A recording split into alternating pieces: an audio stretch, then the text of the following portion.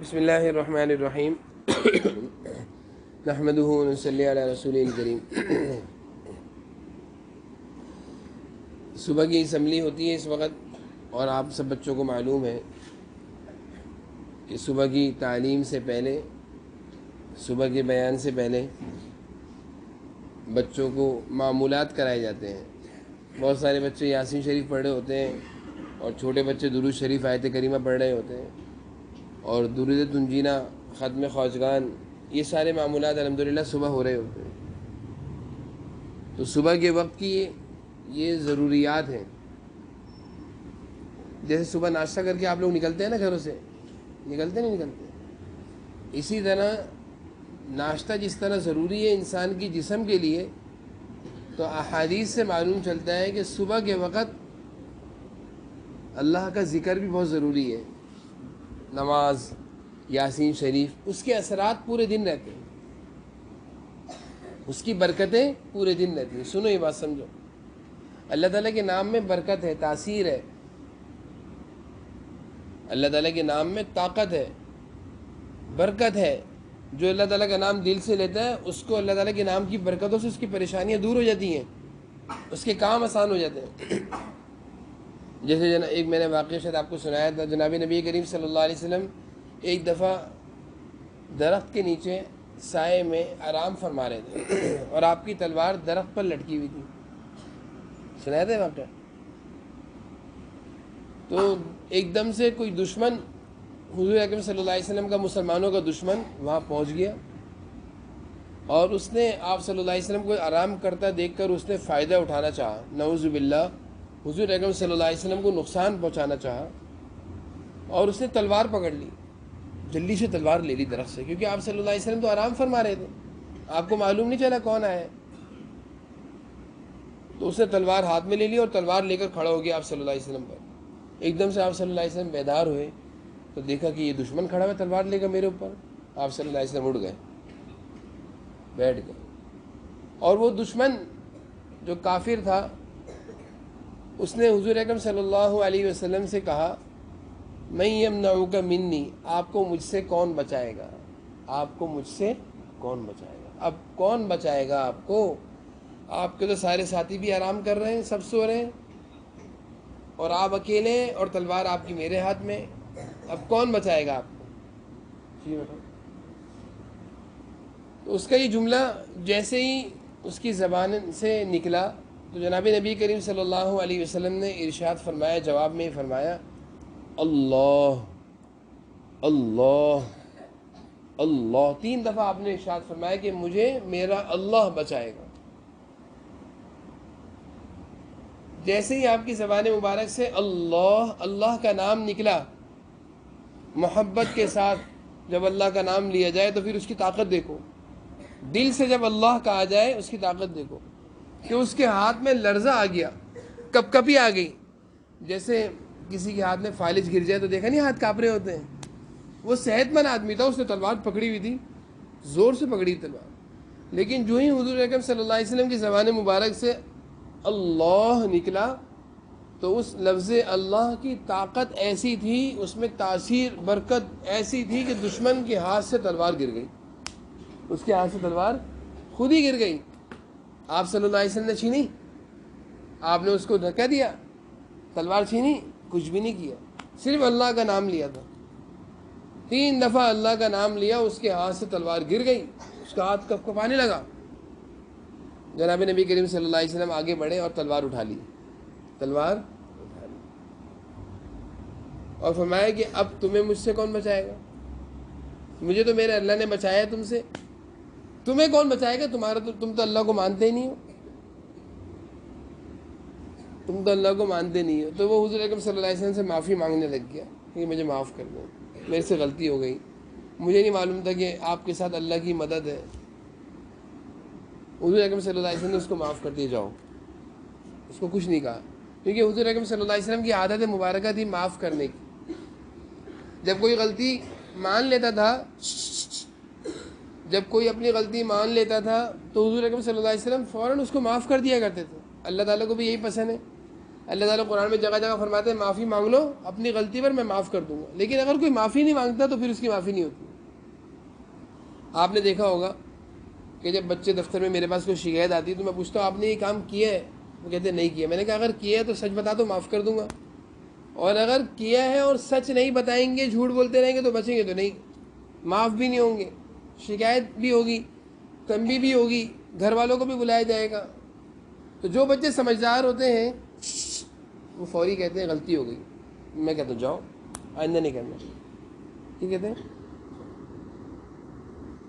اب تم بھی نہیں کرنا آئندہ، اب جو کہ یہ کر رہے ہو نہیں کرو نا، ہاتھ آگے رہو. اور جو بچے کہتے ہیں نہیں میں نے نہیں کیا، اس نے کیا، اس نے کیا، اس نے کیا، اس نے کیا، دوسرے بچوں پہ نام لگا رہے ہوتے تو میں کہتا ہوں ٹھیک ہے ابھی آپ رک جائیں.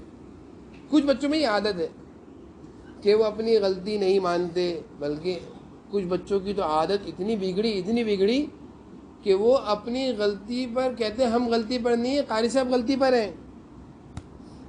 قاری صاحب میرا نہیں سنتے، میں تو سناتا ہوں صحیح، یاد ہوتا ہے. قاری صاحب کہتے ہیں 3 4 دفعہ میں ان کو سبق یاد نہیں ہوتا، وہ کہتے ہیں نہیں ایک دفعہ میں یاد ہوتا ہے.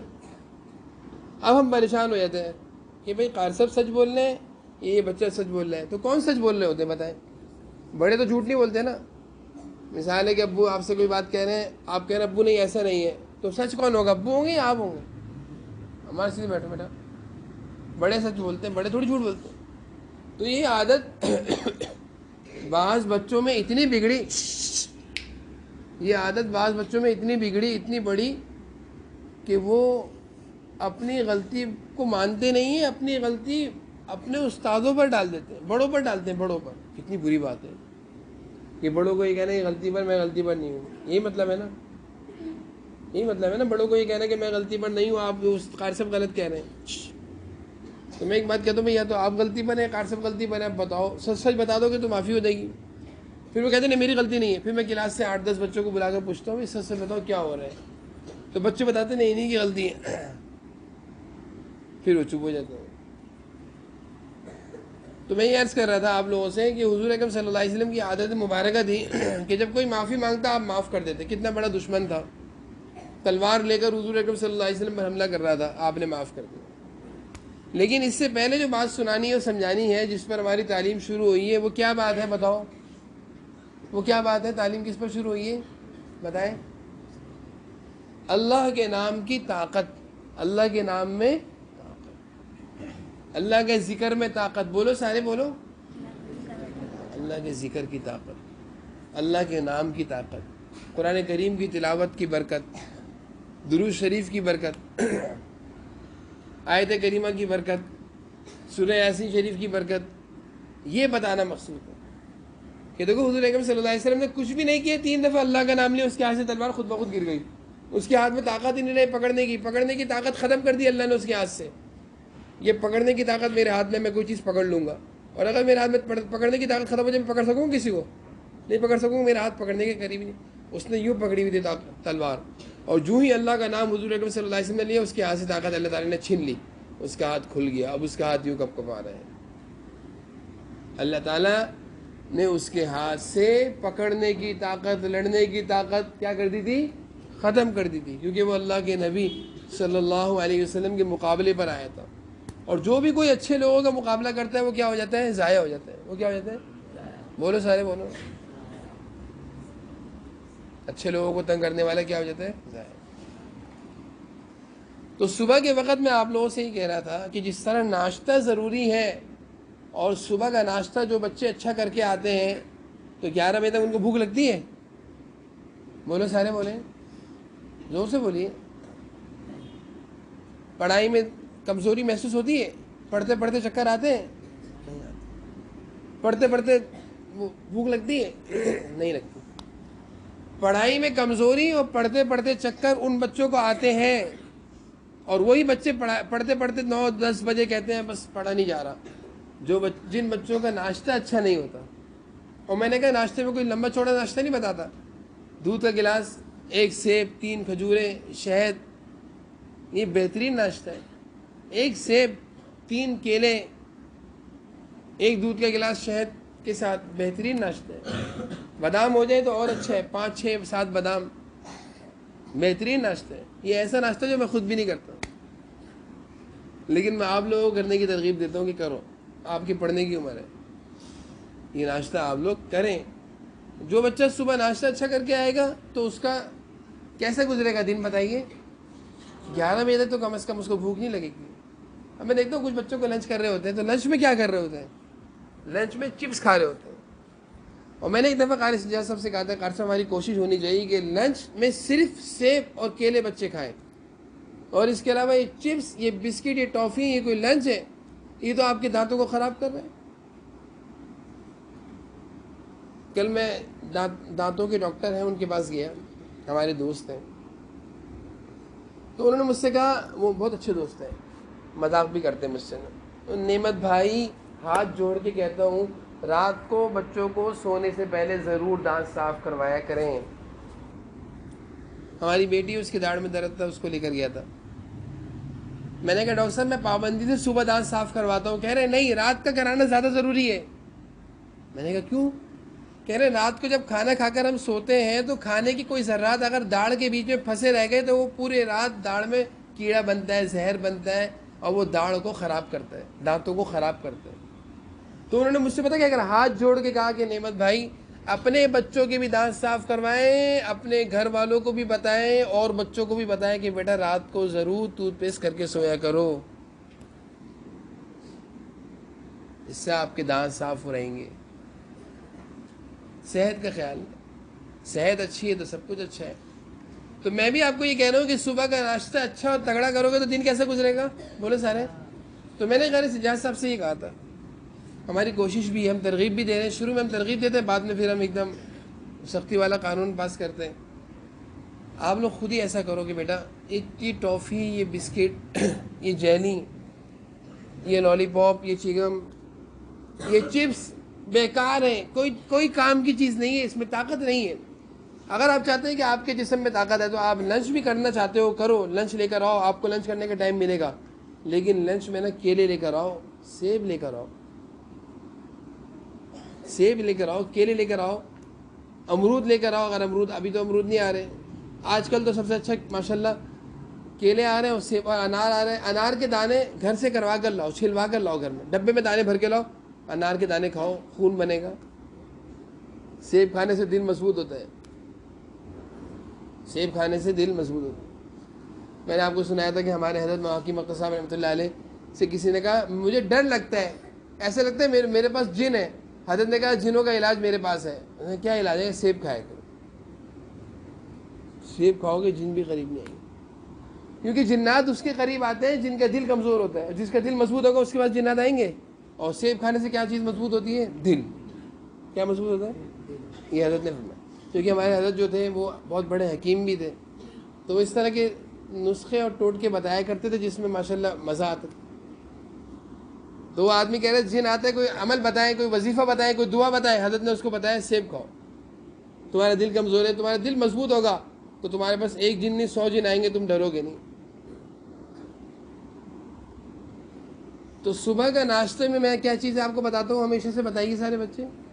اچھا وہ چیز تو سمجھ گئے نا، رات کو سونے سے پہلے ٹوتھ پیسٹ کرتے ہیں نا سارے بچے، سب کرتے ہیں، جو نہیں کرتا وہ کرے گا انشاءاللہ، آج سے انشاءاللہ بولو، کریں گے سارے انشاءاللہ ٹوتھ پیسٹ اچھی طرح برش سے دانت صاف کر کے۔ جب دانت صاف ہو جائے اس کے بعد کچھ نہیں کھانا۔ بعض بچوں کی عادت ہوتی ہے کھاتے کھاتے سوتے ہیں، کھاتے کھاتے سو جاتے ہیں، دانت بھی گندے، منہ بھی گندہ لے کر سوتے ہیں، یہ اچھی بات نہیں ہے بیٹا۔ جب ایک دفعہ آپ نے آخر میں دانت صاف کر لی، اب کچھ بھی نہیں کھانا، دودھ بھی نہیں پینا، سیدھے بیٹھے، چائے کا ہوٹل تھوڑی ہے۔ تو ایک تو یہ چیز آپ انشاءاللہ آج سے سارے بچے عمل کریں گے انشاءاللہ، جو نہیں کرتے وہ بھی کریں گے، اور جو کرتے ہیں وہ پابندی سے کریں گے، کبھی ناغہ نہیں کریں گے، کیونکہ میں ڈاکٹر صاحب کی بات بتا رہا ہوں، بہت بڑے ڈاکٹر ہیں وہ، دانتوں کے ڈینٹسٹ، انہوں نے بتایا۔ اور جب صبح کا ناشتہ اچھا ہوتا ہے تو سارا دن اچھا گزرتا ہے۔ اسی طرح بھائی صبح صبح جب اللہ کا نام لیتے ہیں نا، سورہ یاسین شریف پڑھیں گے، جیسے مدرسے میں معمولات ہوتے ہیں، اس کی برکتیں سارا دن رہتی ہیں۔ حدیث شریف سے معلوم چلتا ہے کہ جو صبح کی فجر کی نماز کے لیے اٹھ جاتا ہے، نماز پڑھتا ہے، ذکر کرتا ہے، تلاوت کرتا ہے، مسجد جاتا ہے، اس کے اوپر سے شیطان کی ساری گرہیں، سارے بند، شیطان کی ساری زنجیریں اس کے اوپر سے کھل جاتی ہیں. سنو، اور جب رات کو ہم سو رہے ہوتے ہیں تو شیطان، حدیث شریف سے معلوم چلتا ہے کہ سونے والے پر رات ہی کو رسیاں باندھتا ہے، زنجیریں لگاتا ہے، زنجیریں، گرہیں لگاتا ہے، تالے لگاتا ہے کہ یہ صبح نہ اٹھ جائے اللہ کے نام کے لیے، ذکر کے لیے، نماز کے لیے، فجر کی نماز میں نہ اٹھیں یہ. اور حدیث میں آتا ہے جو رات کو سونے سے پہلے اللہ کا ذکر کرتا ہوا سوتا ہے، درود شریف پڑھ لے. ویسے سونے سے پہلے حضور اکرم صلی اللہ علیہ وسلم چاروں کل پڑھ کے سوتے تھے، آیت الکرسی پڑھ کے سوتے تھے، سورہ فلق، سورہ ناس، قل اعوذ برب الفلق، قل اعوذ برب الناس. ناک میں ہاتھ نہیں ڈالو بھائی. قل اعوذ برب الناس، قل هو اللہ احد، قل یا ایھا الکافرون. ادھر آیت الکرسی. جناب نبی کریم صلی اللہ علیہ وسلم رات کو بستر پر لیٹنے سے پہلے یہ سب کچھ پڑھتے تھے، اپنے پر دم کرتے تھے ایسے. تو پھر حضور اکرم صلی اللہ علیہ وسلم کی حدیث بھی ہے کہ جب رات کو کوئی درود شریف ذکر دعائیں پڑھ کے سوتا ہے تو شیطان اس کے اوپر زنجیریں نہیں لگاتا، تالے نہیں لگاتا. سن رہے ہو یہ باتیں؟ سنو. آپ کو محسوس ہوتا ہے شیطان زنجیریں لگا رہے ہیں؟ نہیں پتہ چلتا، دوستی بہت زیادہ ہے آپ کی. تو جب آپ اللہ کا ذکر کرتے ہوئے سوئیں گے تو وہ زنجیریں نہیں لگائے گا. اور اگر آپ نے اللہ کا ذکر رات کو نہیں کیا تو وہ زنجیریں لگائے گا، پورے تالے لگائے گا، 4 تالے لگائے گا آپ کے اوپر کہ آپ صبح نہ اٹھ جاؤ فجر کی نماز میں. وہی ہوتا ہے، فجر کی نماز میں نہیں اٹھتے آپ لوگ، مدرسے آ جاتے ہیں، فجر کی نماز نہیں پڑھتے. اکثر بچے وہ ہیں جو فجر کی نماز نہیں پڑھتے.